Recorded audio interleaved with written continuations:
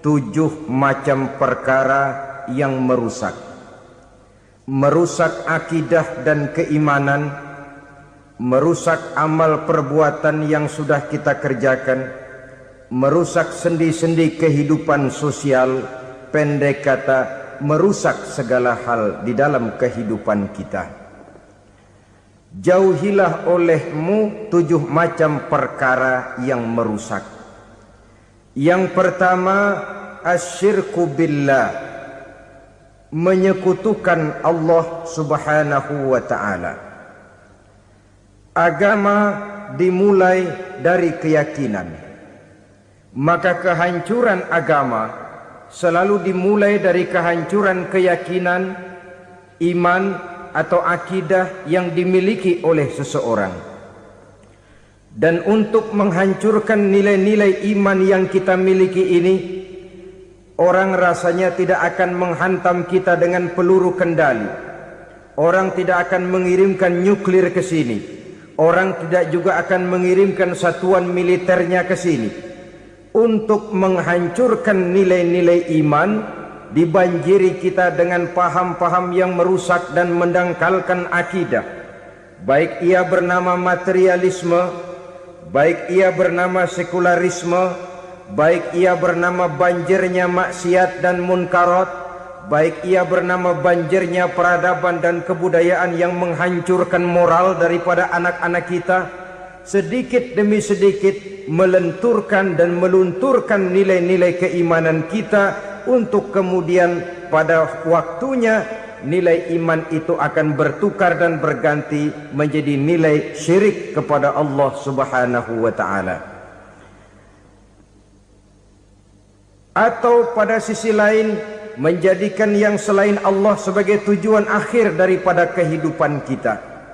Sedangkan kita sama-sama maklum bahwa di dalam pandangan agama Islam, dosa yang tidak berampun, dosa yang terbesar, termasuk dalam kategori bapak moyangnya dosa, tidak lain adalah syirik, yakni menyekutukan Allah subhanahu wa ta'ala.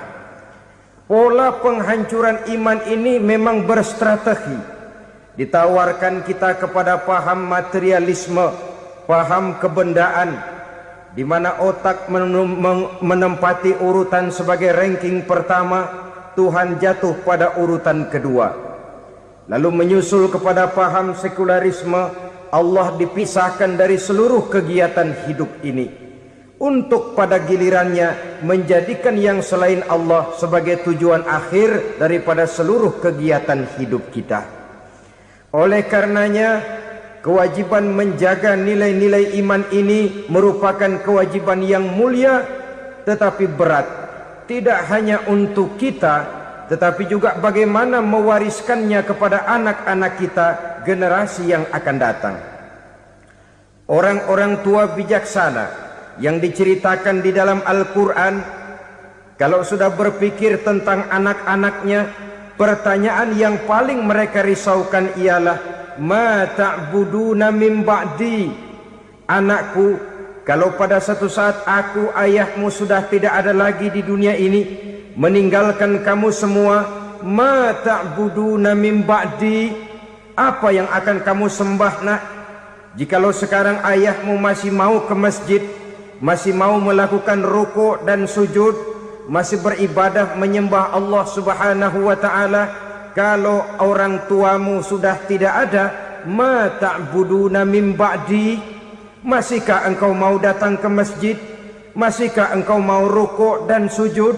Masihkah engkau mau menyembah Allah subhanahu wa ta'ala? Pertanyaan ini yang dipikirkan oleh Nabi Yakub kepada putra-putranya. Pertanyaan ini yang diteruskan oleh Nabi Ibrahim kepada anak-anaknya. Pertanyaan ini yang diwariskan oleh generasi ulama'us salafus saleh kepada para generasi berikutnya. Bagaimana kita generasi sekarang? Kita orang-orang tua sekarang bukan berfikir ma ta'buduna min ba'di, malah yang kita fikirkan ma ta'kuluna min ba'di. Kalau bapak tidak ada nanti kamu makan apa nak? Perkara kamu nyembah apa? Urusan nomor 18. Yang penting kamu nanti hidup bisa makan, nak. Maka kita sibuk mewariskan harta kepada anak-anak kita. Kita sibuk mewariskan kebun dan tanah kepada anak-anak kita. Kita sibuk mewariskan pabrik kepada anak-anak kita, sementara kita lupa mewariskan intan yang paling mahal, mewariskan mutiara yang paling berharga, yaitu nilai iman kepada Allah Subhanahu wa ta'ala. Alangkah baiknya apabila warisan harta, warisan tanah dan kebun, warisan rumah dan pabrik didasari lebih dahulu dengan mewariskan nilai iman kepada Allah Subhanahu wa ta'ala. Sebagai orang-orang tua, kita boleh bersedih kalau anak kita tidak mengerti komputer. Kita boleh bersedih kalau anak kita tidak mengerti matematika.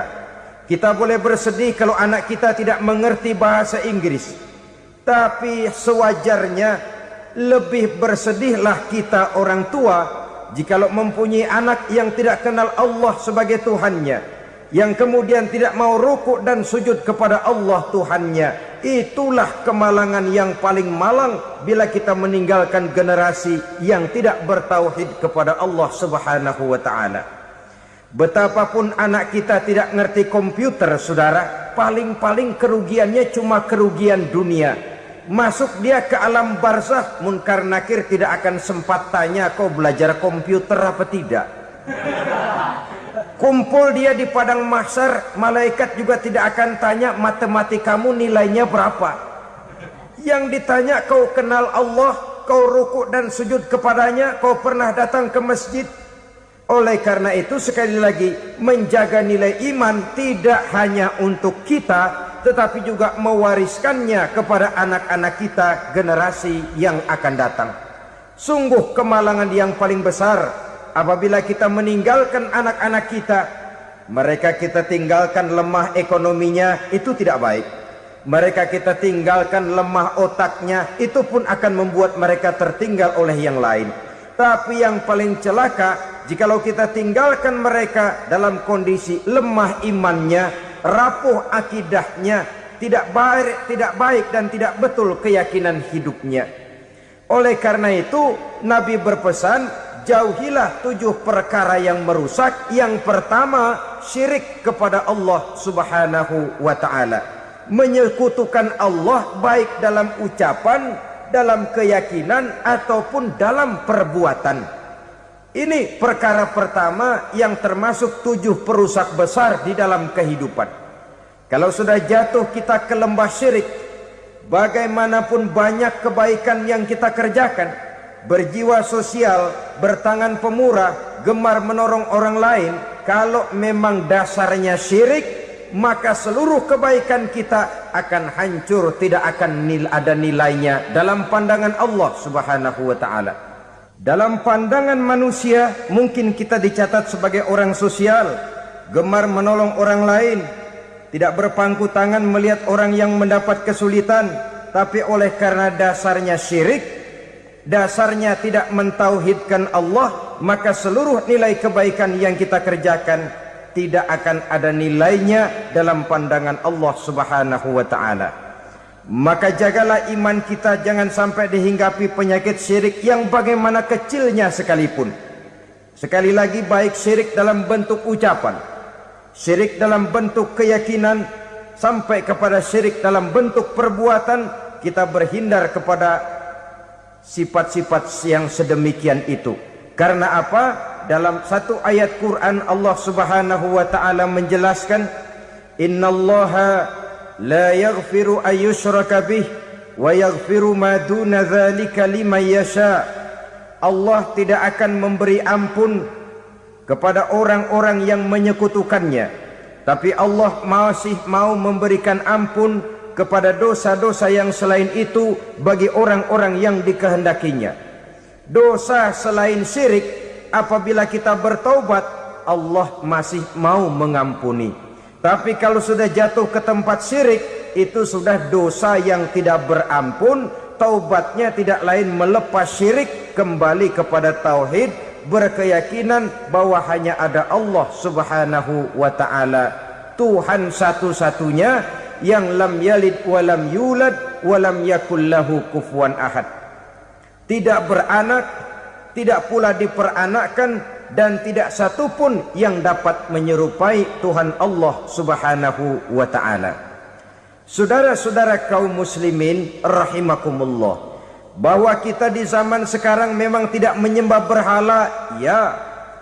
Bahwa kita tidak berterang-terangan mengatakan Tuhan lebih dari satu, memang. Bahwa kita tidak berkeyakinan Tuhan itu punya anak atau diperanakkan, tentu. Tapi dalam perbuatan dan i'tiqad kita kadang-kadang jatuh tanpa kita sadari ke tempat yang bernama syirik ini. Oleh karenanya, di zaman di mana teknologi makin canggih, di mana kemajuan pembangunan makin menjangkau berbagai aspek kehidupan, diperlukan keseimbangan antara kemajuan fisik material dengan kemajuan mental spiritual.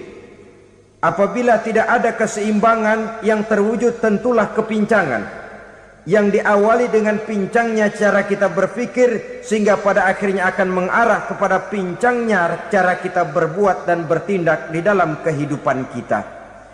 Oleh karena itu Nabi berpesan, jauhilah sifat syirik, karena syirik merupakan dosa yang teramat besar. Ini sifat merusak yang pertama. Yang kedua kata Nabi, wasihra, jauhilah sihir. Sihir ini juga termasuk perkara yang merusak kehidupan. Kita semua sama-sama maklum bahwa sihir sebenarnya bukan persoalan baru. Sejak sebelum datang Islam, sihir itu sudah ada.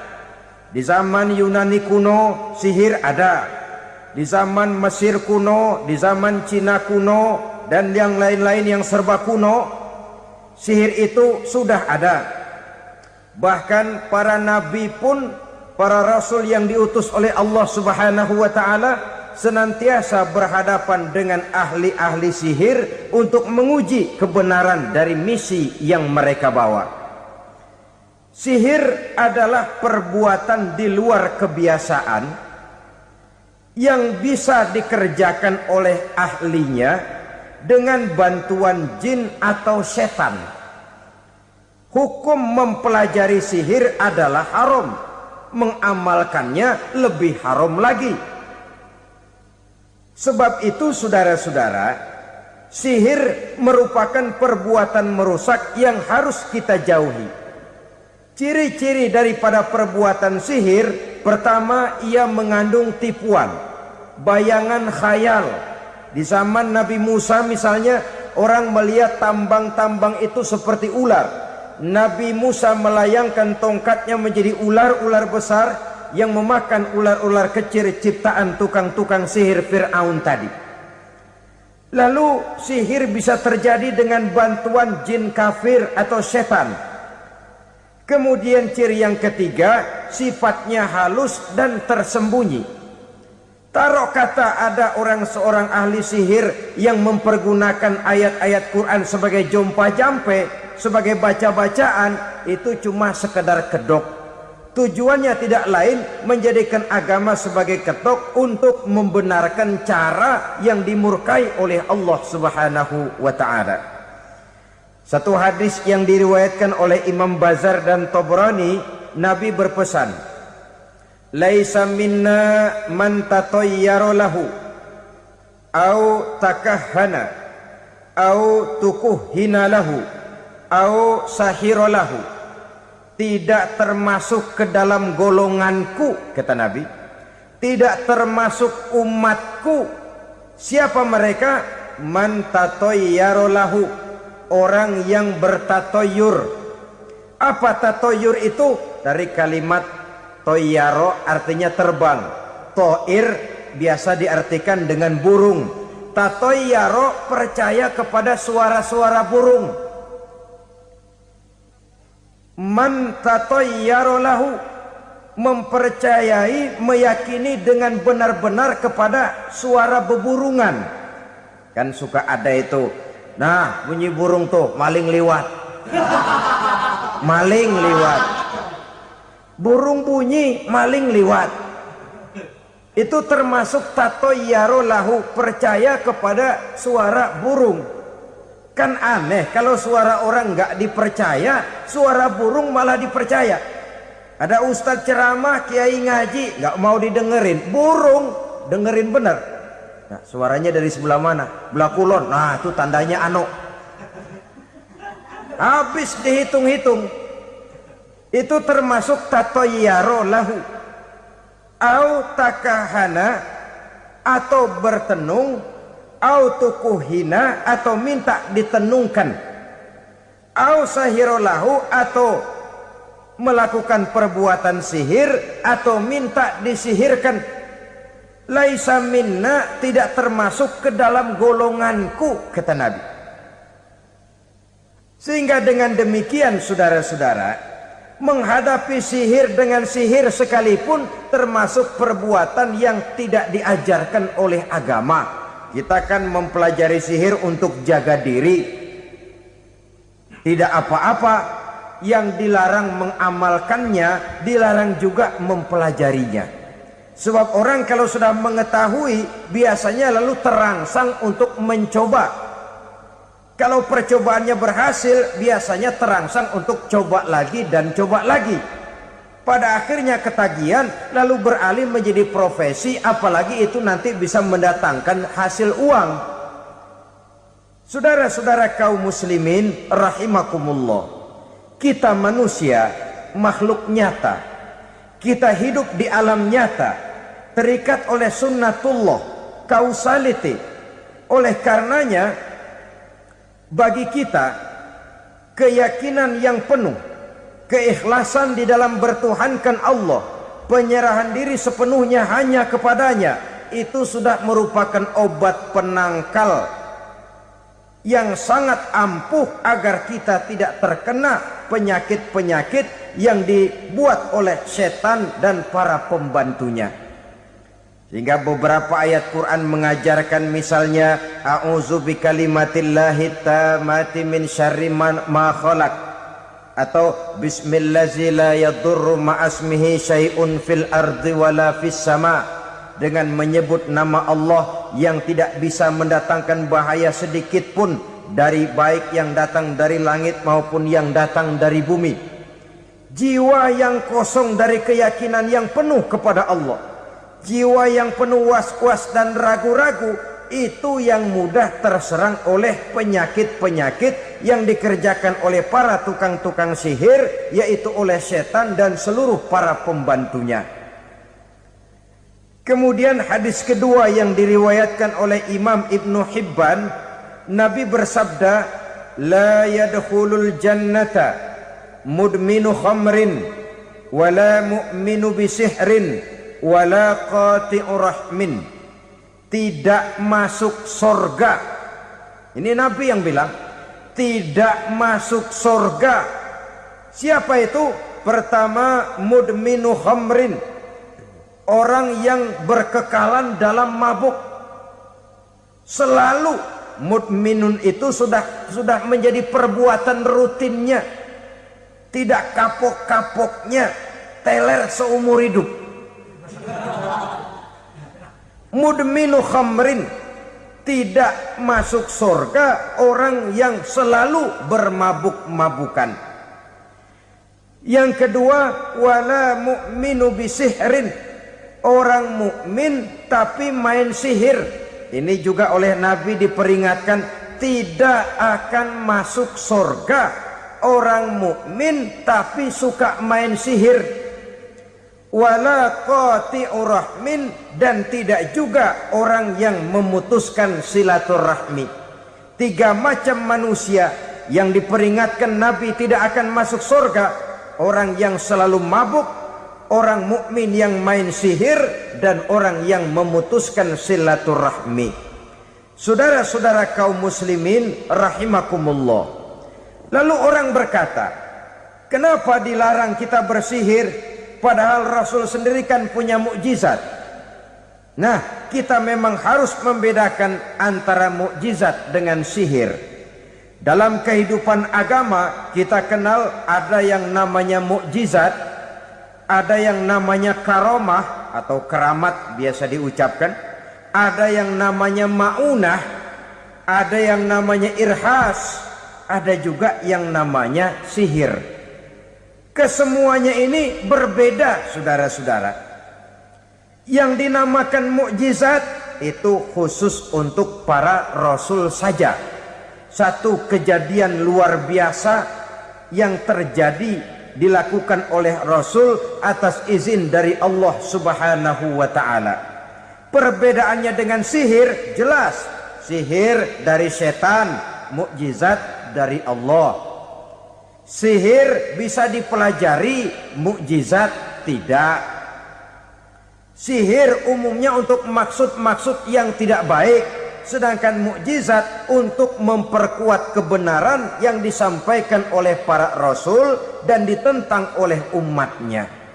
Bahkan kafir Quraisy dahulu menganggap orang-orang ahli sihir itu berada dalam satu posisi yang hina, sehingga mereka mengatakan dan menuduh Nabi Muhammad sebagai tukang sihir. Tuduhan sebagai tukang sihir adalah tuduhan yang sangat aib dan hina. Di tengah masyarakat kufar jahiliyah, kedudukan tukang sihir dipandang sebagai kedudukan yang hina, sehingga mereka mengejek Nabi dengan sebutan tukang sihir. Jadi mukjizat hanya untuk Rasul saja. Kemudian karomah. Karomah ini asal kata dari karoma, kehormatan, kemuliaan yang diberikan Allah kepada hamba-hambanya yang rajin mendekatkan diri kepadanya. Oleh karena ketekunannya melaksanakan ibadah, Allah memberikan keistimewaan kepada orang itu, yang dengan keistimewaannya dia bisa mengerjakan yang tidak bisa dikerjakan oleh orang lain. Karomah hanya bisa dicapai dengan prestasi ibadah. Kalau sihir mau ibadah apa enggak, asal dia belajar, bersatu dan berteman dengan setan, memenuhi persyaratan-persyaratan setan, biasanya lalu bisa. Sedangkan karomah tidak mungkin terwujud tanpa orang mendekatkan diri sedekat-dekatnya kepada Allah Subhanahu wa ta'ala. Maka kita lihat biasanya orang-orang yang punya ilmu sihir, mukanya rata-rata nggak enak dilihat. Kumuh, jauh dari air wudhu, jauh dari sujud kepada Allah, malah berteman dengan setan, menjadi pelayan-pelayannya setan. Saudara-saudara, adapun maunah, keistimewaan yang diberikan Allah kepada hamba-hambanya yang belum sampai kepada tingkat wali, tapi orang itu lebih banyak kebaikannya daripada kesalahannya. Umpamanya, saudara jalan bertiga di pinggir jalan, saudara ada pada posisi di tengah, lalu bertiga ini ketabrak mobil. Menurut perhitungan saudara mati lebih dahulu. Tapi terjadi hal yang aneh, dua teman saudara mati, saudara malah cuma luka dan lecet sedikit saja. Apa itu? Kalau kita lebih banyak kebaikannya daripada kesalahannya, itu yang dinamakan maunah, pertolongan yang diberikan Allah kepada hamba-hambanya yang lebih banyak kebaikannya daripada kesalahannya. Sedangkan yang dinamakan irhas, kejadian luar biasa pada diri seseorang pada waktu dia masih kecil, yang menunjukkan tanda-tanda keistimewaannya. Itu umumnya pada para nabi pada usia kecilnya sudah ada irhas, tanda-tanda istimewa. Jelas baik mukjizat, karomah, maunah maupun irhas berbeda dengan sihir. Sihir ini jelas saja merupakan bantuan dan persekutuan antara manusia dengan setan. Padahal setan, kata Allah dalam Al-Quran, innahu lakum aduwwum mubin, sesungguhnya setan bagi kamu adalah musuh yang sangat jelas. Saudara-saudara kaum muslimin rahimakumullah, di zaman sekarang dalam menghadapi beban kehidupan yang makin pelik, menghadapi stres yang tidak kunjung selesai, menghadapi persoalan-persoalan yang teramat berat, orang sering mencari jalan keluar kepada hal-hal yang menurut pendapatnya bisa meringankan beban moralnya itu. Pergilah dia mencari sesuatu yang dapat meringankan bebannya. Dan tidak jarang yang jatuh ke pangkuan tukang-tukang tenung, ke pangkuan tukang-tukang sihir, yang mereka itu oleh Quran dijelaskan kadzabal munajjimun walau sodaku. Tukang-tukang tenung, tukang-tukang sihir, mereka itu bohong walaupun benar. Maksudnya bohong walaupun benar artinya kalau yang mereka kerjakan benar itu sih kebenaran. Benar dengan kebenaran itu lain. Kebenaran, kebetulan bisa, tapi tidak untuk selalu. Apalagi kalau itu sudah membahayakan kehidupan orang lain. Jadi oleh karena itu Nabi berpesan jauhilah daripada sihir. Kalau sudah jauhilah dari sihir artinya ya jauhilah daripada mempelajarinya, jauhilah daripada bergaul dengan orang-orang yang ahli di bidang itu, karena dari pergaulan segalanya bisa menular. Baiklah saudara, ini yang kedua. Yang ketiga pesan Nabi, wa qatlan nafsil lati harramallahu illa bil haqq. Membunuh orang lain dengan cara yang tidak benar. Membunuh orang yang diharamkan oleh Allah Subhanahu wa taala untuk melakukannya kecuali dengan alasan yang benar. Kita tahu Islam adalah agama damai.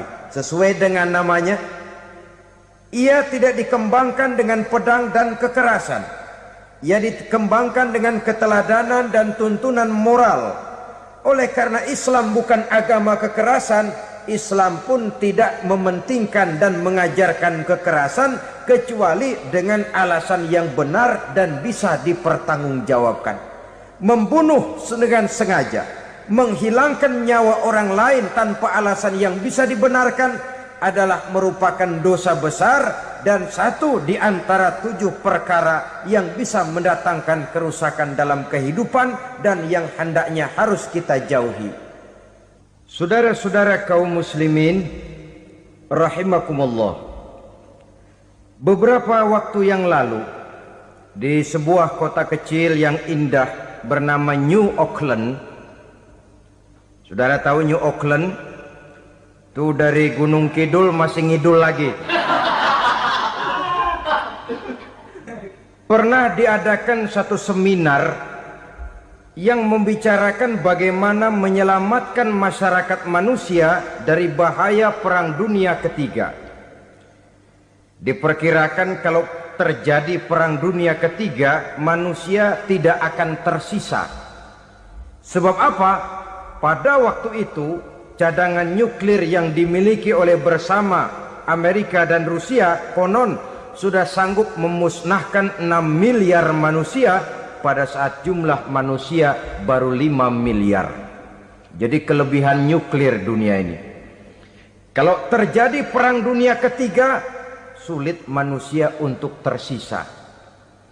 Maka dibahaslah di dalam seminar itu, wah, supaya tidak terjadi Perang Dunia Ketiga, maka perlombaan membuat senjata-senjata canggih, alat-alat pembunuh modern harus segera dibatasi. Dibahas, tidak mungkin kita membatasi perlombaan membuat senjata. Kenapa? Makin maju ilmu dan teknologi, makin canggih senjata yang ditemukan. Atom sudah meningkat menjadi nuklir, nuklir sudah meningkat menjadi neutron, dan kita tahu bom yang bernama neutron ini bom yang cukup membunuh tanpa perlu merusak. Artinya kalau dia diledakkan di kota kita ini, bangunan utuh, jembatan tidak ambruk, rumah-rumah tetap berdiri, tapi semua yang bernama hidup mati. Itu katanya lebih sopan dari bom atom. Sebab kalau si atom ini sudah membunuh, merusak pula. Neutron cukup membunuh saja tanpa perlu merusak. Jadi majunya senjata-senjata teknologi sebagai akibat yang logis dari kemajuan ilmu pengetahuan ini tidak bisa kita batasi. Dan memang sebenarnya yang bahaya bukan senjatanya, tapi manusia yang mengendalikan senjata itu. Mereka kembali kepada prinsip the man behind the gun. Bukan senjatanya yang bahaya, tapi manusia yang mengendalikan senjata itu yang bahaya. Walaupun senjatanya modern, katakanlah model M16 umpamanya, kalau yang mengendalikannya orang beriman, insya Allah aman. Tapi biar megang cuma senapan angin, kalau yang megang orang brutal, ngeri kita deket-deket. Apalagi kalau memang bukan ahlinya menggunakan senjata, bisa ngeker kaki kena jidat.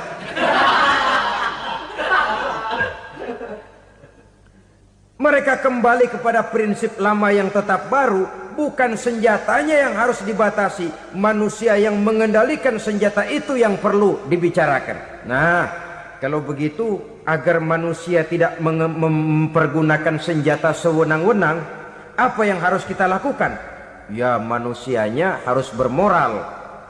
Ya, tapi moral yang mana? Di dunia ini banyak ajaran tentang moral. Itu pun mudah saja. Di sini kan kita undang saja ahli dari berbagai agama untuk membicarakan konsep perdamaian menurut agamanya masing-masing. Baik, setuju itu? Setuju. Maka tampillah para ahli agama, mereka kembali kepada prinsip moral daripada konsep yang terkandung di dalam ajaran agama untuk menegakkan perdamaian. Mula-mula naiklah ahli dari agama Hindu, dibacakan konsep perdamaian menurut ajaran agama Hindu, bahwa untuk damai manusia harus meninggalkan nafsu keduniaannya, menempuh samsara dan sebagainya untuk mencapai nirwana, menjauhi kemegahan dan kemewahan dunia. Ini lalu dibahas, rasanya juga tidak mungkin ini. Kemudian dari agama Nasrani, bahwa untuk damai manusia harus menciptakan sifat kasih sayang. Kalau ditampar pipi kiri, berikan pipi yang kanan. Kalau diberikan selendang, berikan baju. Nanti orang kasihan, lalu dia tidak akan nampar lagi. Ketika ini dibahas, ternyata rasanya pun tidak mungkin bisa diterima. Karena apa? Di zaman sekarang orang ditampar pipi kiri, dikasih pipi kanan. Bukan kasihan, gemes. Damai belum tentu, bonyok udah jelas. Lalu ketika dibacakan konsep perdamaian menurut Quran, di mana disampaikan ayat wa jazaa'u sayyi'atin sayyi'atun misluha faman afa wa aslaha fa ajruhu 'ala Allah. Balasan terhadap satu kejahatan adalah kejahatan yang seimbang, tetapi barang siapa yang memberi maaf dan mencari jalan damai, itulah yang terbaik dan akan mendapat pahala dari Allah Subhanahu wa ta'ala. Kamu tidak salah ditampar pipi kirimu, tampar lagi pipi kirinya sekeras dia menampar pipi kirimu. Nanti orang tidak mau menampar kita karena dia tahu kalau dia tampar kita, dia akan menderita tamparan sekeras dia menampar kita. Akan terjadilah prinsip saling hormat menghormati, tidak saling ganggu, tidak saling usil, tidak saling jahil. Atas dasar ini perdamaian bisa ditegakkan. Mereka bisa menerima konsep ini, tapi kemudian seminar ditutup tanpa satu keputusan resmi. Kenapa? Terus terang mereka kagum dengan konsep Islam, tapi sentimen lama terhadap nilai-nilai Islam telah menutup mata mereka untuk menerima kebenaran dari ajaran Al-Quranul Karim. Saudara-saudara kaum muslimin rahimakumullah, kembali kita kepada persoalan pokok. Roh adalah dari Allah. Dia akan kembali kepada Allah, milik mutlak dari Allah. Tidak pantas kita merampasnya dari orang lain. Tidak wajar kita menghilangkannya tanpa alasan yang dibenarkan oleh agama. Di zaman sekarang akibat persaingan hidup yang makin tajam, lapangan kerja yang makin sulit, tensi ekonomi yang makin tinggi, atau karena nilai moral yang makin rendah, atau juga karena rapuhnya pegangan orang kepada agama, nyawa rasanya sudah sedemikian murahnya. Berbagai kasus membuat berdiri bulu roma kita. Ada mayit, ada manusia dipotong 6, dicincang macam kambing. Ada yang dipotong 5, ada yang dipotong 13, dikardusin, dibuang ke tempat sampah. Inna lillahi wa inna ilaihi raji'un. Gejala apa ini? Kanibalisme. Manusia sudah demikian sadisnya, manusia sudah sedemikian buasnya, sehingga sesama manusia diperlakukan seperti hewan. Padahal hewan sendiri belum pernah macan makan macan, bagaimanapun buasnya macan. Belum pernah serigala memakan serigala, bagaimanapun brutalnya serigala. Tetapi manusia makan manusia di zaman sekarang kadang jadi kenyataan dalam kehidupan kita. Kadang persoalannya remeh saja. Soal uang 200 perak, pisau bicara, nyawa melayang. Soal rokok sebatang, celurit bicara, nyawa melayang. Soal-soal yang sama sekali tidak prinsip, begitu mudah kita menghilangkan nyawa orang lain. Padahal Nabi pernah memperingatkan, apabila dua orang muslim sudah berkelahi dan berbunuh-bunuhan, al-qatil wal maktul finnar, yang membunuh dan yang terbunuh dua-duanya neraka. Sahabat heran, ya Rasul, kalau yang terbunuh, kalau yang membunuh masuk neraka itu sih wajar, tapi yang terbunuh kenapa neraka juga? Beliau menjawab, dua-duanya sudah punya niat untuk saling membunuh. Niatnya itu yang diponten. Yang terbunuh cuman lagi apes aja, keduluan dia. Umpama tidak terbunuh, pasti dia yang akan membunuh. Oleh karenanya al-qatil wal maktul, yang membunuh dan yang dibunuh finnar, dua-duanya masuk ke dalam neraka. Islam menghormati kehidupan, tidak hanya terbatas kepada sesama muslim, orang-orang yang berlainan agama pun yang mau hidup berukun, damai, berdampingan dengan umat Islam, jiwa mereka, darah mereka dilindungi oleh nilai-nilai Islam yang disebut dengan kafir zimmi ini. Mengganggu mereka sama saja dengan mengganggu aku, kata Nabi. Jadi oleh karena itu, sayangilah sesama. Kehidupan adalah anugerah Allah, bukan wewenang kita untuk mencabutnya dari orang lain, bukan wewenang kita untuk merampas dan menghilangkannya dari orang lain. Apa yang tidak enak terjadi pada diri kita, begitu pula lah apabila terjadi pada diri orang lain. Sehingga Nabi mengatakan, la yu'minu ahadukum hatta yuhibba li akhihi ma yuhibbu li nafsihi. Belum dikatakan beriman seseorang kamu apabila dia belum mencintai saudaranya seperti ia mencintai dirinya sendiri. Apa yang enak dirasakan oleh orang lain, enak juga dirasakan oleh dia. Mengukur orang lain dengan diri sendiri. Kalau orang lain tanpa salah saya fitnah, kalau saya tanpa salah difitnah orang, enak apa enggak? Enggak, orang lain juga begitu. Kalau orang lain tanpa salah saya tempeleng kepalanya, enak apa tidak? Tidak.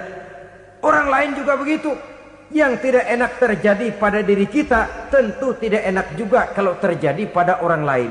Mengukur orang lain dengan diri sendiri, sehingga tidak timbul sifat egois, tidak menari di atas bangkai orang lain, tidak mendirikan kebahagiaan di atas untayan air mata orang lain.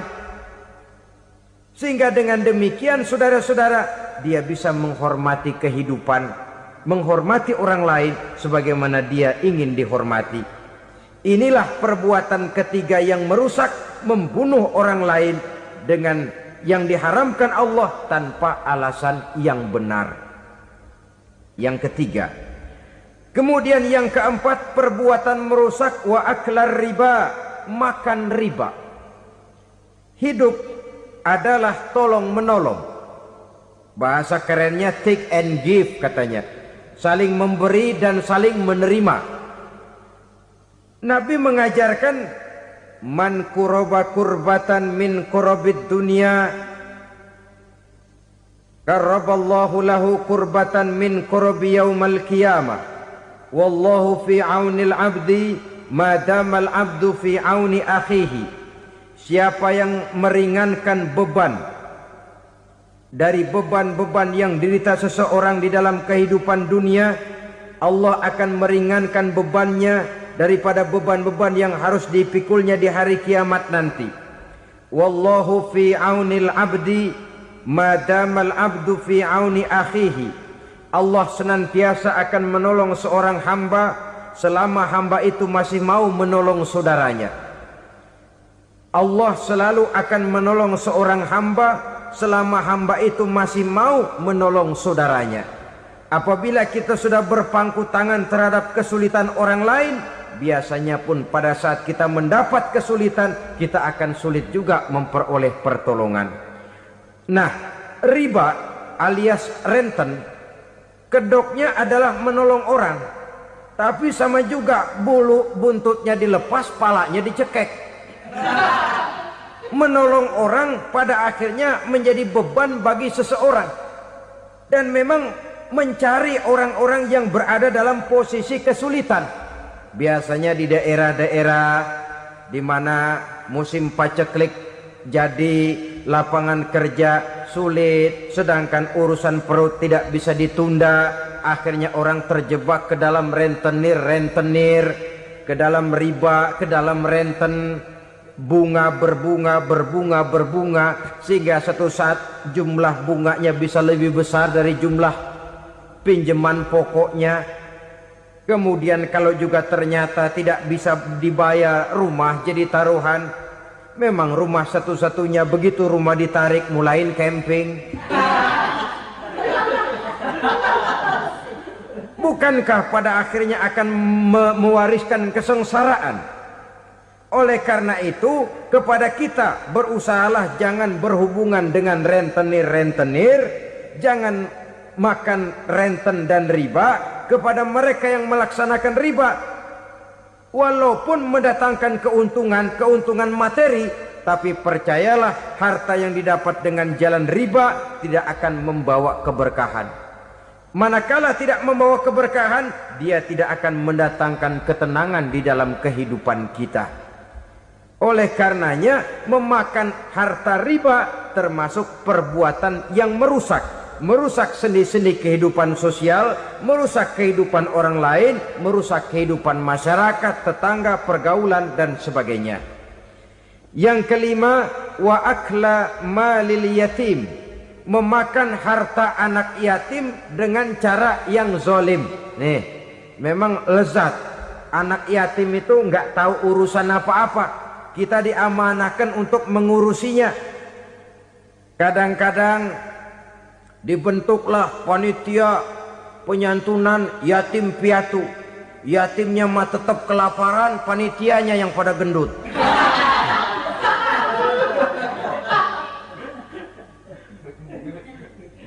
Padahal memakan harta anak yatim termasuk perbuatan dosa besar. Dan menjantuni yatim merupakan perbuatan mulia. Nabi mengatakan, ana wa kafilul yatim kahataini yaumal qiyamah. Aku dan orang-orang yang menyantuni anak yatim seperti dua jari ini pada hari kiamat nanti. Dekat sekali. Jikalau ingin di hari akhir nanti dekat dengan Rasul, bersahabatlah dengan anak-anak yatim. Jadilah pengurus anak-anak yatim. Bangunlah panti-panti asuhan yatim. Pada saat bapak ibunya meninggal, kitalah yang menjadi orang tuanya. Bahkan sedemikian besar perhatian Islam terhadap anak-anak yatim ini, sehingga Quran memberikan peringatan, ara'aital ladzi yukadzibu biddin fadzalikal ladzi yad'ul yatim wa la yahuddu ala ta'amil miskin. Tahukah kamu siapa orang yang mendustakan agama? Beragama tapi dianggap dusta, solatnya dusta, puasanya dusta, karena agamanya sudah berdusta. Siapa mereka? Fazalikal ladzi yad'ul yatim, orang yang menyanyiakan anak yatim. wala yahuddu ala ta'amil miskin, dan tidak pernah memberi makan kepada orang-orang yang menderita kemiskinan. Menyia-nyiakan, meninggalkan anak yatim termasuk perbuatan yang divonis kita sebagai orang yang mendustakan agama.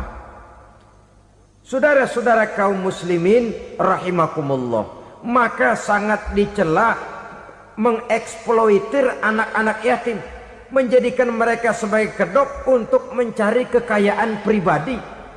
Tetapi jikalau ikhlas, ganjarannya sangat besar, nilai pahalanya sangat besar. Menyantuni yatim tidak hanya setahun sekali. Kalau Muharram pakai istilah lebaran yatim, dibentuklah panitia, diberilah beras, uang 4-5 ribu rupiah, alhamdulillah. Tapi jangan lupa, si yatim tidak hidup cuma satu hari. Dia tidak hidup cuma di bulan Muharram saja, dia hidup 12 bulan dalam setahun. Sebagaimana anak-anak yang lain, dia juga berhak punya masa depan. Dia juga berhak menikmati bangku sekolah. Dia berhak mengenyam arti dan makna pendidikan. Dia berhak membekali diri dengan ilmu dan pengetahuan, seperti halnya anak-anak yang lain. Maka kita yang diberikan keluasan oleh Allah, ingatlah itu, bersahabatlah dengan anak-anak yatim, santuni mereka. Perkara setahun sekali di bulan Muharram, alhamdulillah, itu bagus, bin Thayyib alias baik. Tapi tentu dan tentu, sekali lagi, si yatim tidak hanya hidup di bulan Muharram. Dia hidup 12 bulan dalam setahun, 24 jam dan di dalam sehari. Oleh karenanya, menyia-nyiakan mereka pada saat posisi kita memang mampu akan memojokkan kita dalam satu posisi di mana kita dianggap sebagai orang yang mendustakan agama, memakan harta anak yatim dengan cara yang zolim. Bapaknya udah meninggal, kebunnya lebar, anaknya dikelecehin. Nah, dah kamu gak usah pusing, nanti saya yang ngurus. Akhirnya bukan ngurus, nguras. Si yatim mungkin tidak tahu bahwa dia disia-siakan, haknya diambil, miliknya dizolimi. Tapi Allah yang akan membalasnya dengan seadil-adilnya. Maka makan harta anak yatim biasanya balasannya tokcer bin paten. Nggak banyak selang tempo itu, nggak percaya cobain dah. Nyobain aja kan nggak bayar, umpama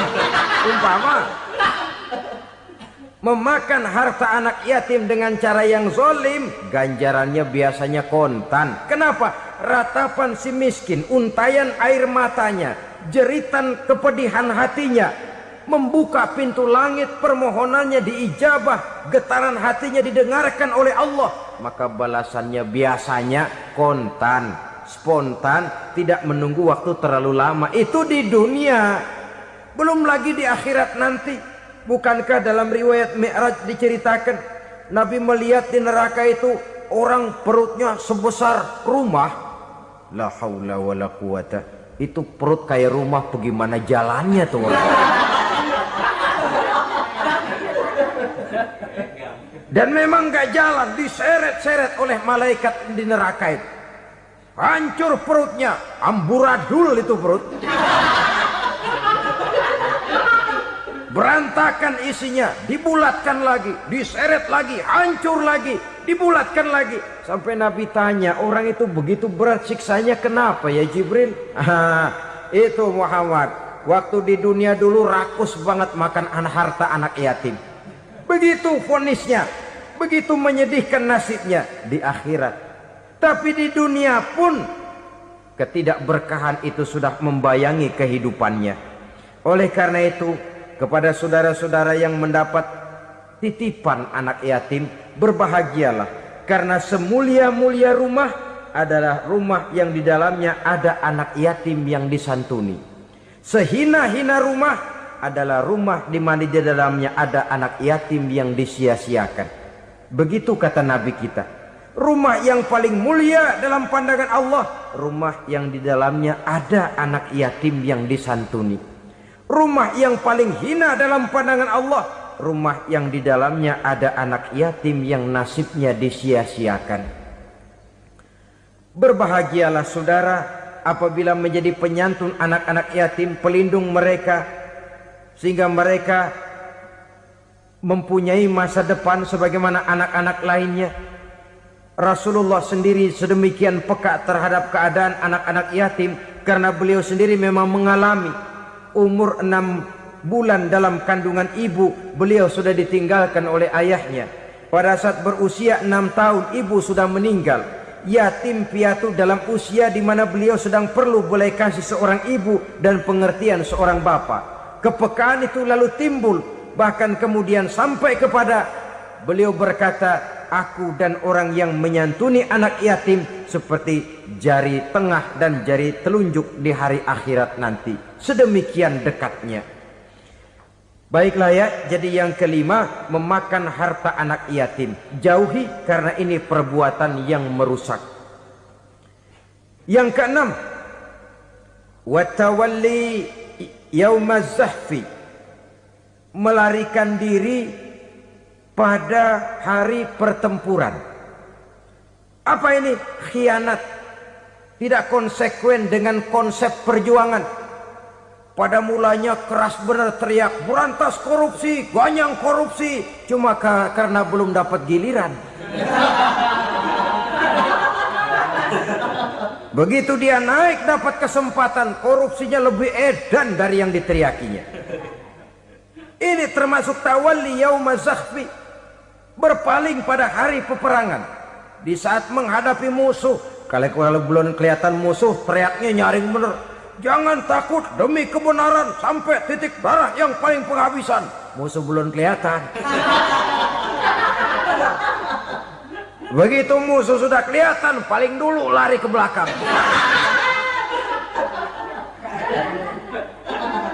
Kalau diajak berjuang ada saja alasannya.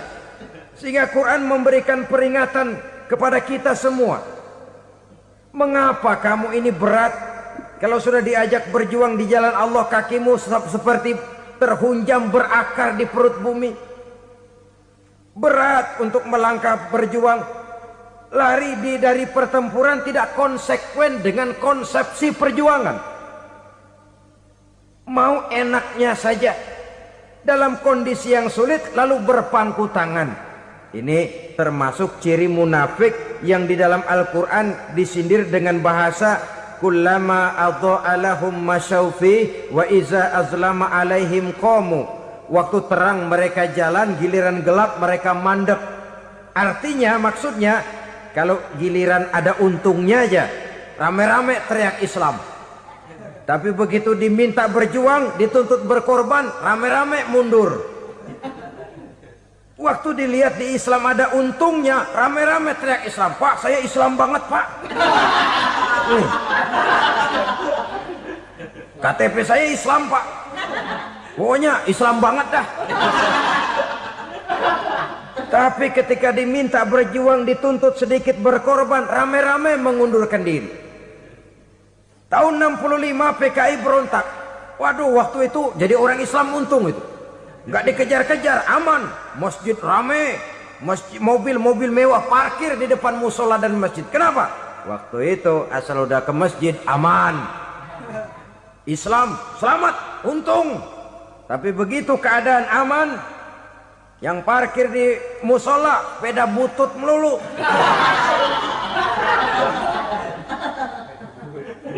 Waktu terang mereka jalan, waktu gelap mereka berhenti. Dikala di Islam ada untungnya, baru wah Islam bagus, Islam hebat. Tapi waktu dilihat ada kerugian, jangan bawa-bawa Islam dah.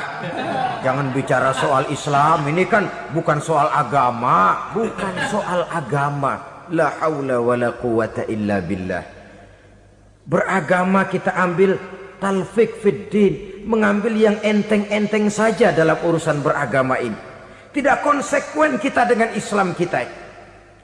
Seolah kita mau memilih mana yang terasa cocok sama selera kita, kita teriak Islam. Beratan aja dikit, rame-rame berpaling. Itu termasuk tawalli yaumaz zahfi. Para pengkhianat, mental-mental hipokrit. yang tidak mau konsekuen menghadapi segala bahaya, itu termasuk perbuatan yang merusak. Kenapa? Kalau cuma dia saja yang lari, mungkin tidak jadi soal. Tapi larinya ini akan mempengaruhi orang lain. Nah, pengaruhnya itu yang dicegah. Sebab kalau satu sudah mulai lari, yang lain mulai ngelirik. Ketika yang dilirik kemudian tidak ada reaksi, dia akan ikut lari. Artinya apa? Seorang muslim harus konsekuen dengan konsep perjuangannya, dengan keyakinan keagamaannya, dan tidak memilih yang enak-enak saja di dalam kehidupan beragama. Lari dari pertempuran, bermental khianat, mengkhianati agama, merupakan satu di antara sifat yang merusak. Terakhir saudara, wa qazfal muhsanatil ghafilatil mu'minat, menuduh perempuan baik-baik yang tidak tahu menau tentang tuduhan yang dituduhkan kepadanya, menuduh perempuan mukmin yang baik-baik yang tidak tahu menau tentang tuduhan yang dilakukan kepadanya. Fitnah lebih bahaya daripada pembunuhan.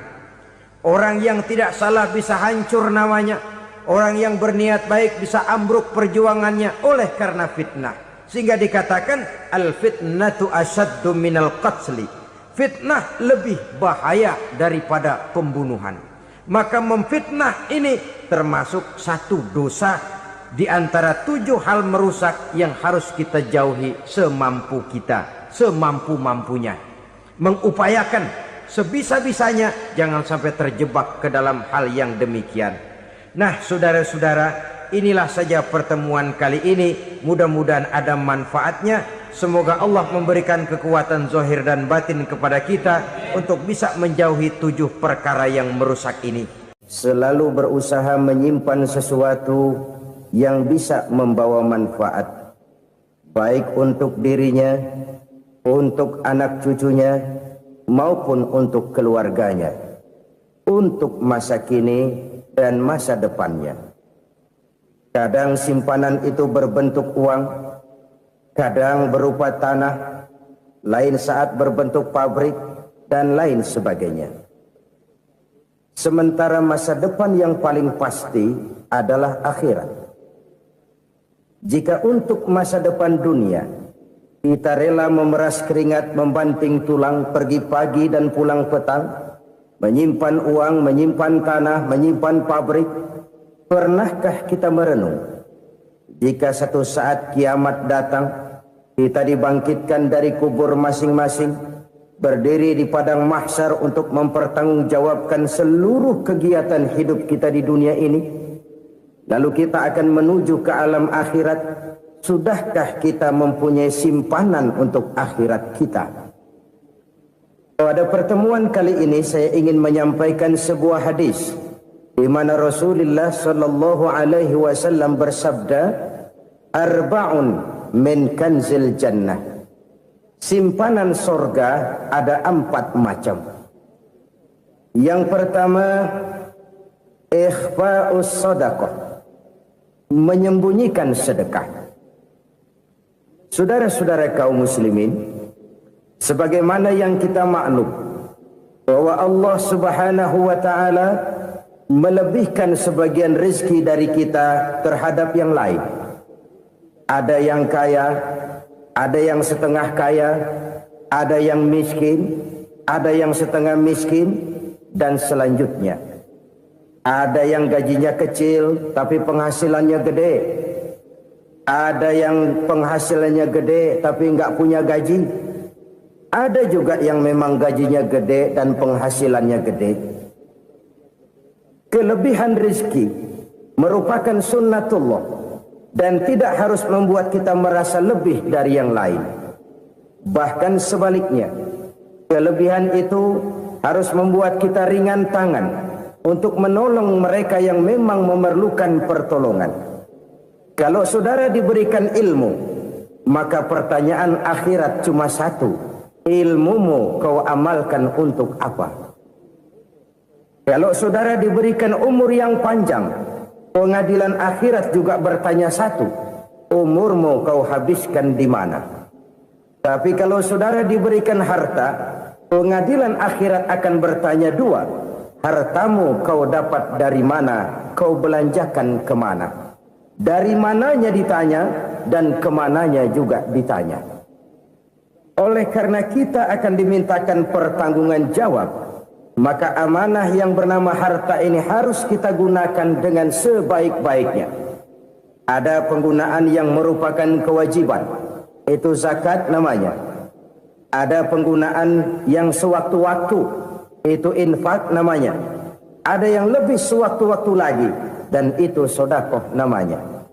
Zakat dia terikat oleh haul dan nisab, oleh putaran batas waktu dan ukuran dari harta itu sendiri.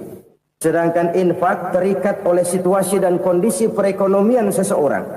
Sedangkan sedekah tidak terikat dengan apapun. Dalam kondisi seperti apapun kita bisa melakukan sedekah dengan yang terkecil sekalipun. Sampai-sampai Rasulullah sallallahu alaihi wasallam mengajarkan, la tahqiranna minal ma'rufi syai'an walau an talqa akhaka biwajhin talik. Atau ada hadis, tabassumuka fi wajhi akhika laka sedekah. Senyumanmu kepada temanmu adalah sedekah. Jadi untuk melakukan sedekah tidak harus dalam berbentuk uang. Dengan ilmu kita bisa sedekah, dengan tenaga kita bisa bersedekah, dengan pikiran kita bisa bersedekah, bahkan senyum kepada teman itu pun sedekah. Jadi kalau sedekah dengan uang memang belum punya uang, nyengir aja banyakin. Itu asal pada tempatnya, jangan lalu ketemu tiang listrik cengengesan. Tentu tidak pada tempatnya dan tidak wajar. Nah, sedekah yang paling dicintai Allah adalah sedekah yang disembunyikan. Artinya jauh dari sifat riya. Dan kadang-kadang ada orang sedekah itu disebutkan namanya. Apa tidak bagus? Kalau memang niatnya ikhlas, ya bagus-bagus saja. Untuk memberikan sugesti kepada yang lain. Di Fulan bin Fulan nyumbang sekian, diumumkan. Boleh kalau niatnya untuk memberikan rangsangan kepada yang lain supaya dia menyumbang lebih besar dari orang tadi. Tapi kalau itu mendatangkan riya, maka sedekah yang paling dicintai Allah adalah sedekah yang disembunyikan. Tangan kiri saja tidak tahu apa yang diberikan oleh tangan kanan. Sedekah yang dilakukan dengan ikhlas akan merupakan perbendaharaan surga, tersembunyi dari pandangan orang lain, tidak seorang pun tahu. Karena memang sikap yang baik adalah melupakan kebaikan dan mengingat kesalahan. Itu salah satu ciri orang bahagia. Orang yang selalu mengingat kesalahannya dan berusaha melupakan segala kebaikannya. Kalau dia akan berada kebaikan, dia tidak bisa ikut, dia merasa rugi karena dia merasa belum pernah berbuat baik. Tapi kalau akan melakukan kesalahan baru, dia ingat kesalahan yang sudah-sudah, sehingga terhalang baginya untuk melakukan satu kesalahan baru. Demikianlah saudara-saudara, bahwa Allah melebihkan rizki sebagian kita dari yang lain, agar terjadi tolong-menolong dalam kehidupan ini. Jadi kesenjangan yang nature, kesenjangan yang alami, itu sunnatullah. Ada yang kaya, ada yang miskin, ada yang kelas menengah. Nah, kenapa lalu sekarang kita berusaha mengentaskan kemiskinan? Oleh karena adanya kesenjangan struktural. Kalau yang kaya bisa semakin kaya, kenapa yang miskin tidak bisa naik jadi ikut sedikit kaya? Sebab pada dasarnya Islam adalah agama yang sejak turunnya sudah berupaya memerangi kemiskinan. Bahkan dikatakan kemiskinan itu mendekatkan kepada kekufuran. Orang kalau miskin udah dekat banget sama kafir. Gampang menjadi kafir. Berapa banyak saudara-saudara kita yang oleh karena soal perut, oleh karena soal materi, terpaksa meninggalkan dan menanggalkan akidahnya. Menjual petunjuk yang diberikan Allah dengan kesenangan dunia yang cuma sebentar ini. Na'udzubillah, thumma na'udzubillah. Jadi makin kita sembunyikan satu sedekah, semakin banyak perbendaharaan kita di surga. Sedekah yang paling dicintai Allah adalah sedekah yang disembunyikan. Malahan ada seorang sufi Dia punya kebiasaan kalau pergi sholat Jumat dia bawa uang, itu uang dia taruh di bawah tikar masjid. Dia niat sedekah kepada siapa saja yang nemuin itu duit. Maksudnya apa? Supaya yang nemuin nggak tahu siapa yang punya duit. Demikian dia saking ingin menyembunyikan sedekahnya. Karena sifat riya itu bisa memakan amal kita sendiri. Riya itu termasuk menyebut-nyebut kebaikan kita. Orang yang suka nepuk dada, sedikit-sedikit ngitungnya kalau enggak gua. Oh, kalau enggak gua tuh yang belas itu kalau enggak gua. Iya, kalau enggak lu kenapa emang?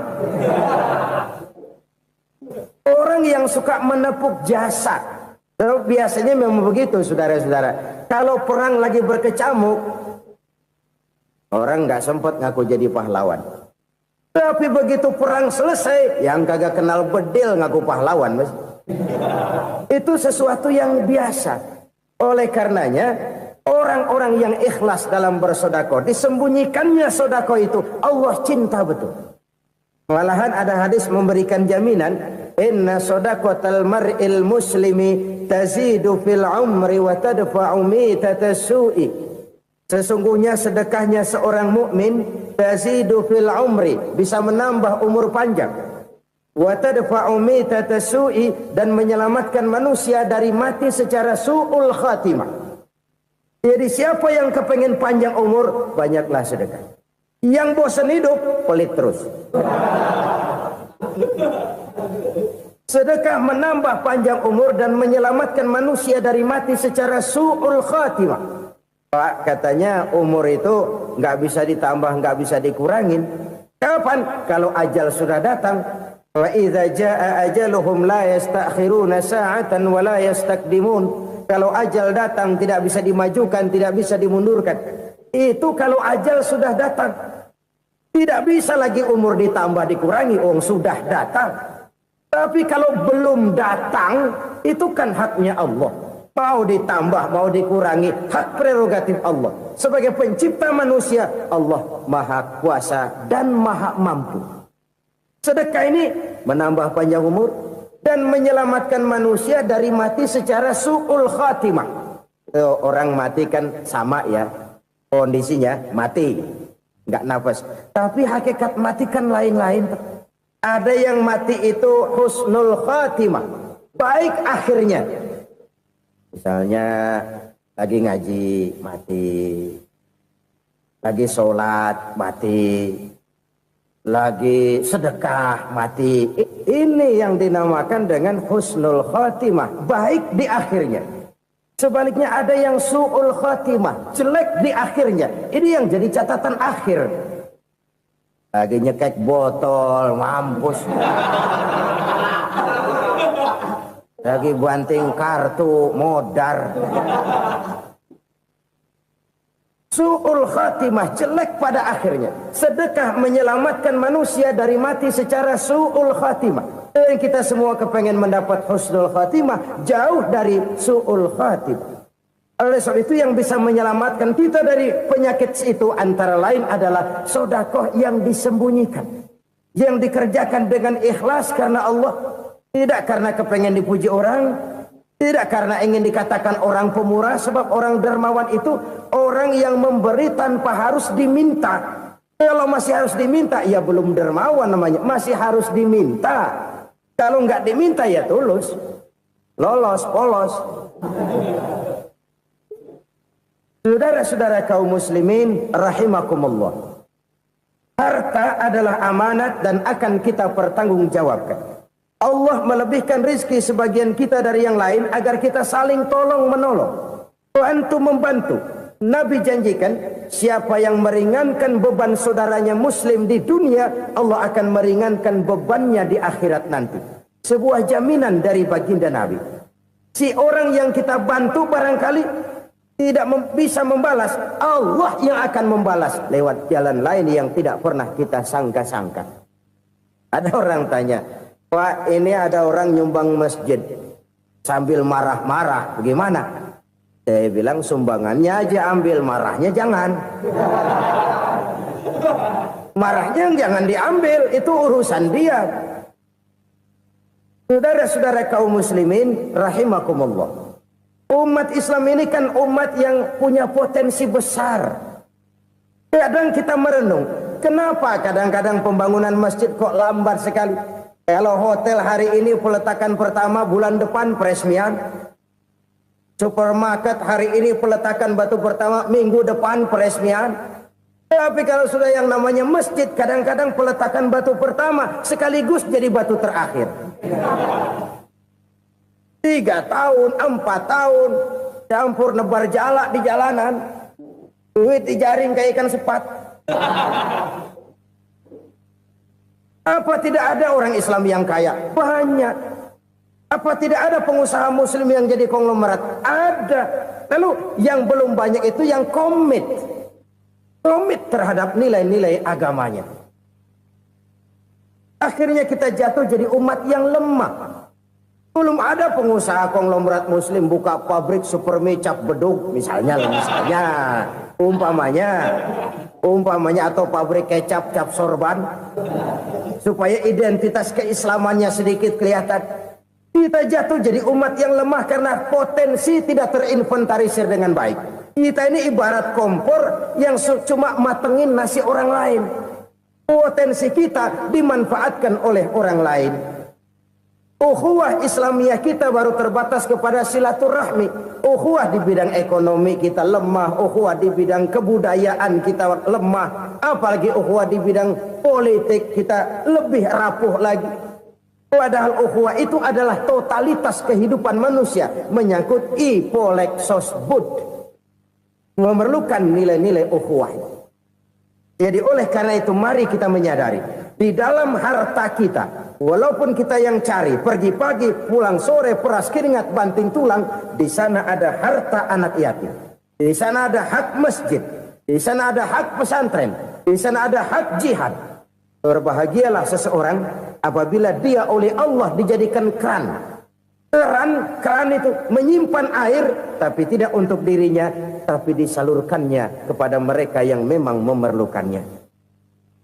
Saudara-saudara kaum muslimin rahimakumullah, ini yang pertama. Jadi perbendaharaan surga adalah menyembunyikan sedekah. Orang lain nggak tahu, kita pun nggak pernah ngitung-ngitung. Kita anggap lewat begitu saja, padahal itu deposit akhirat. Satu. Yang kedua, perbendaharaan surga itu apa?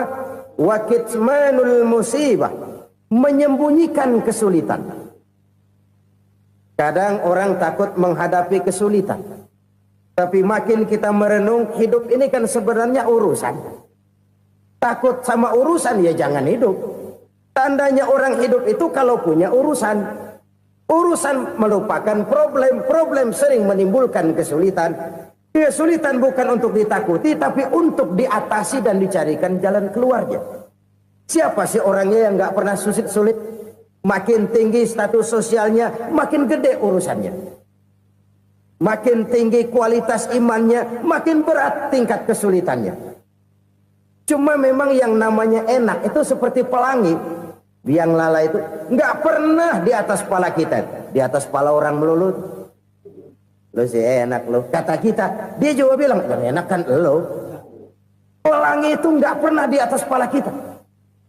Kata tukang beca, aduh enak ya naik Mercy. Kata tukang beca, apa yang di dalam mobil Mercy? Aduh enak bener tukang beca, di jok ngeringkuk ngorok pules bener. Saya kamar pakai AC sejuk, tempat tidur sutra, empuk, alga, spring bed, gula kulik nggak bisa pules kalau belum minum Valium, belum tidur. Enak bener tukang beca, di jok ngorok nggak tahu wetan kulon. Itu tukang beca bilang yang di Mercy enak, yang di Mercy bilang tukang beca enak. Inilah enak. Nggak pernah di atas kepala kita, di atas kepala orang lain melulu enak itu. Nah, saudara-saudara, yang merupakan perbendaharaan surga itu orang yang bisa menyembunyikan kesulitan, baik pribadi ataupun rumah tangga. Nih terutama rumah tangga yang jadi soalnya. Kadang-kadang kita ini kalau senang, sebaliknya, kalau senang kita diam, kalem aja, cuek. Banyak banget duit kita, bawaan diam aja udah. Malah ketemu orang takut. Tapi begitu susah, sekampung tahu. Padahal Nabi mengajarkan perbendaharaan surga itu menyembunyikan musibah, menyembunyikan kesulitan. Kalau enak, cerita sama orang-orang. Kalau nggak enak, rasain sendiri, tekan sendiri, atasin sendiri. Kita kan sebaliknya. Senang kita diam, asal lagi susah, paling tidak kita nyari teman buat cerita kesusahan. Siapa orangnya yang nggak pernah susah? Cuma soalnya bagaimana kita mengatasi kesusahan itu sendiri. Begitu juga misalnya kalau orang sudah berumah tangga, itu orang tuanya harus menjadi tempat dia cerita yang enak-enak saja. Yang nggak enak rasain berdua, selesaikan berdua, atasin berdua. Jangan dibalik. Asal senang diam, giliran susah saja. Maknya laporan. Terbalik. Bisa menjaga security informasi. Maka nama bayam keluar diam, malah seluitan. Enak amat lo makan daging ayam. Security informasi. Saudara-saudara kaum muslimin rahimakumullah. Ujian yang terberat itu yang pernah diberikan kepada para nabi, para rasul, para aulia, para ulama. Makin tinggi keimanan, makin berat bentuk kesulitan. Ayo saya kemukakan satu contoh saja. Ada seorang nabi yang kaya, nabi kaya, namanya Nabi Ayub. Iblis kalau orang begini kan keki, ibadahnya rajin, kaya. Nih yang kayak begini susah digodain. Kalau ibadahnya rajin, miskin, kali bisa disogok. Sini imannya mantap, ibadahnya rajin, kaya, nabi lagi. Oh, tapi namanya iblis nggak kurang akal. Laporan, Tuhan, kenapa iblis? Ya ini bahasa saya, bahasa Qurannya sih nggak gitu. Itu hambamu yang namanya Ayub, dia rajin ibadah cuma karena dikasih kaya aja.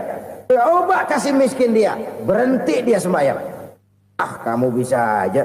Saya tahu Ayub itu hambaku yang ikhlas. Saya buktiin Tuhan, silahkan. Dibuktiinlah, iblis turun ke alamin. Yang mula-mula dia lakukan, dia rusak sawah ladang Nabi Ayub. Dia binasakan binatang ternak Nabi Ayub. Sehingga dalam waktu singkat, jatuhlah Nabi Ayub dari orang paling kaya jadi orang paling miskin. Beliau masih ibadah di mihrab dalam masjid. Datang iblis. Saudara Ayub, ya, lagi ngapain? Ibadah. Nyembah Allah, nyembah Allah. Oh, percuma. Kenapa? Tuhan yang ente sembah nih, dia udah bikin miskin ente. Sawah ladang ente hancur lebur, binatang ternak binasa. Sekarang ente jadi orang paling miskin. Ngapain nyembah Tuhan kayak begitu? Tekor. Udah berhenti dah ibadah, berhenti ibadah. Ini iblis sama Tuhan laporannya lain, yang dikerjakan kepada Nabi Ayub juga lain. Benar begitu iblis kata Nabi Ayub? Iya, sawah ladang saya habis, buras. Binatang ternak saya binasa, binasa. Saya miskin, bangpak. Apa jawab Nabi Ayub? Bukan innalillahi, ya ini hebat. Alhamdulillahillazi a'tani wa akhza minni. Segala puji bagi Allah yang telah memberikan harta kepada saya dan sekarang mengambilnya lagi. Alhamdulillah. Allah yang ngasih, Allah yang ambil. Itu mah urusan Allah. Iblis cuman ibadah jalan terus, sujud lagi Nabi Ayub. Iblis seleher gondok banget. Dasar Nabi nggak mempan dia apa-apain. Miskin malah alhamdulillah. Allah yang ngasih, Allah yang ngambil. Jadi kalau kita tidak komit, kita tidak terikat kepada kaya, miskin, senang, susah, apa yang bisa bikin kita susah? Jadikan kekayaan, kemiskinan, jadikan senang, susah sebagai anak buah yang bisa kita atur. Jangan kekayaan ngatur kita, jangan kemiskinan ngatur kita. Kita yang harus mengatur mereka. Senang, susah, kaya, miskin, bahagia, sengsara, jadikan itu anak buah yang bisa kita atur. Kalau sekarang kita kaya, lain saat boleh jadi kita miskin, semiskin-miskinnya. Allah yang ngasih, Allah yang ngambil. Tenaga mana yang bisa menghalangi? Ibadah jalan terus. Iblis makin gondok. Dasar nabi loh. Akhirnya apa? Nabi Ayub dikerjain, diberikan penyakit. Demikian fatal penyakitnya. Bayangin, udah miskin, sakit. Masya Allah. Miskin, sakit. Sakitnya nggak lama, kira-kira 16 tahun. Istrinya 3, 2 mental minta ceraiin. Ngerawatin laki bengek begini. Senang belum tentu, susah udah pasti nih. Cerai aja, cerai dah. Cerai. Tinggal satu Siti Rahmah yang setia menemani beliau. Sesetia-setianya hati perempuan. Satu saat Siti Rahmah bilang, "Bang, iya, abang kan Nabi, Bang. Lalu, namanya Nabi kan doanya jarang meleset, Bang. Maksud kamu minta kenapa sih sama Tuhan biar abang sembuh baik dah, Bang?" Siti Rahmah, "Iya. Saya sakit berapa tahun sih dah? 16 tahun, Bang. Sebelum ini saya sehat berapa tahun? Ya kira-kira 60 tahun, Bang. Nah, coba ente banding-bandingin, Rahmah. Saya dikasih sehat 60 tahun. Dikasih sakit 16 tahun. Sudah nggak sabar mau doa kepada Allah minta sembuh. Saya malu kepada Allah. Diuji dengan yang luar biasa seperti ini, tidak mengganggu stabilitas kehambaannya. Dia tetap menghamba kepada Allah Subhanahu wa ta'ala.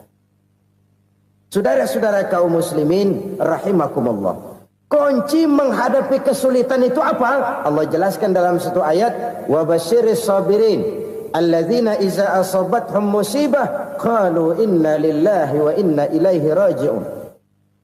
Gembirakan orang-orang yang sabar. Siapa mereka itu? Yang apabila mendapat musibah mereka kembali kepada keyakinan dasar. Segalanya dari Allah dan segalanya akan kembali kepada Allah. Ini konsepsi dasar dari sikap muslim dalam menghadapi berbagai kesulitan. Segalanya dari Allah, segalanya akan kembali kepada Allah. Kalau ini sudah kondisi dasarnya, maka kita akan lapang menghadapi kenyataan bagaimanapun pahitnya. Apakah itu namanya miskin, apakah itu namanya sakit, bahkan maut sekalipun. Maut sekalipun. Segalanya dari Allah, segalanya akan kembali kepada Allah. Ini sikap hidup, bukan sekedar ucapan. Kita kadang-kadang menjadikannya sebagai ucapan. Mulutnya sehingga berhenti, innalillahi wa inna ilaihi raji'un, tapi nangisnya terus gerung-gerungan. Bukan itu, ini kesadaran moral. Kalau segalanya dari Allah, segalanya kembali kepada Allah, kan sebenarnya cuma nunggu giliran. Hari ini saya nyembayangin dia, entah hari apa saya disembayangin orang. Hari ini saya antar dia ke kubur, entah hari apa orang nganterin saya ke kubur. Hari ini saya tahlilkan dia, entah nanti kapan orang tahlilkan saya. Segalanya dari Allah, segalanya akan kembali juga kepada Allah. Oleh sebab itu saudara-saudara, kesulitan bukan untuk ditakuti. Kesulitan justru untuk diatasi, dicarikan jalan keluarnya. Dan tidak ada orang yang tidak pernah mendapat kesulitan. Tidak ada. Semakin tinggi status sosial, semakin tinggi kualitas keimanan, semakin besar juga tingkat kesulitan. Hanya saja bagaimana cara kita mengatasinya. Dan Al-Quran menyatakan, "Inna ma'al usri yusra." Di balik kesulitan itu pasti ada kemudahan. Roda itu berputar. Karena itu Rasulullah sallallahu alaihi wasallam mengingatkan kepada kita, "Ta'arraf ila Allah fir raha ya'rifka fis syiddah." Ingatlah kepada Allah di waktu kamu senang, supaya Allah ingat kepada kamu di waktu kamu susah. Kalau waktu senang kita ingat kepada Allah, kita susah, Allah tidak akan meninggalkan kita.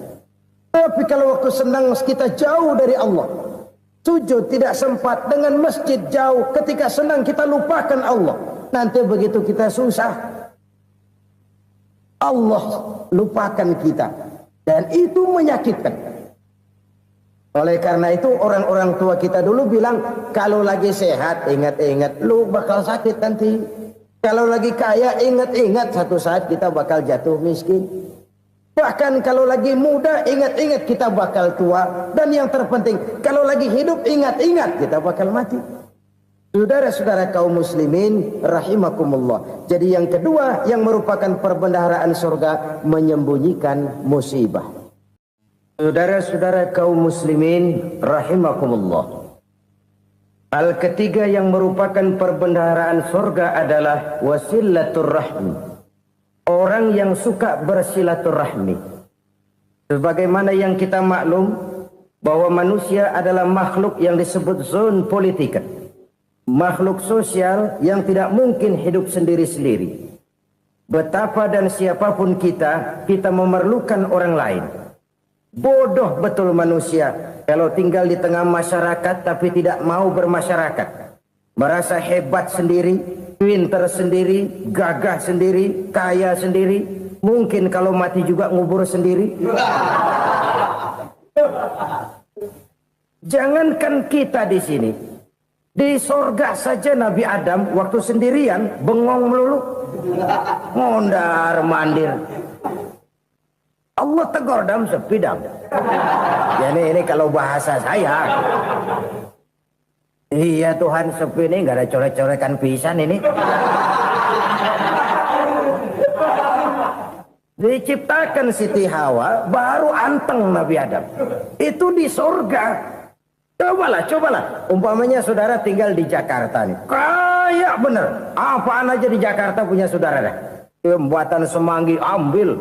Monas, Buntel bawa pulang. Hotel-hotel ambil semua.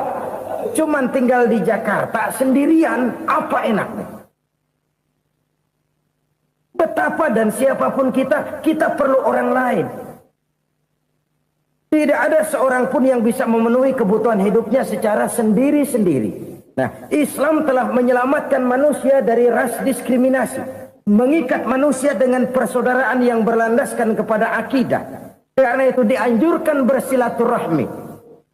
Bahkan Nabi menyatakan